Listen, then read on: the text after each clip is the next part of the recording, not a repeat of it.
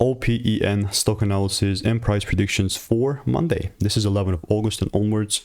Going to be answering whether this thing is a buy or not for me, so stick till the end. I'm the only person in this space with an actual track record of 45,000 videos and 5 years of experience. And when I say this, it's all documented on my YouTube channel. You know, I have spent tens of thousands of dollars on courses and mentors, which you don't have to.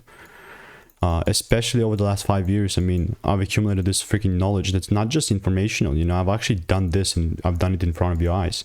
And especially with Opendoor. Now, this could be like hypocritical, but look, I have this line pointing towards the upside, but this does not mean for the people who are new that I'm immediately going to be buying once we open up on Monday. Pre-market is exactly where we close, so that's not bad. But I'm just saying, you know, although this is a good demand zone, for me, it's only going to be a buy whilst the car is already going 60 miles per hour, right? That's why I want to see a double shift happening. And if I do not see this red part happening, then I'm not going to be taking no trades up, genuinely speaking. So if you want to stay tuned with Open and want to get free money making emails and insights and stock picks, click the first link in the description. I'll see you in the next one. Goodbye.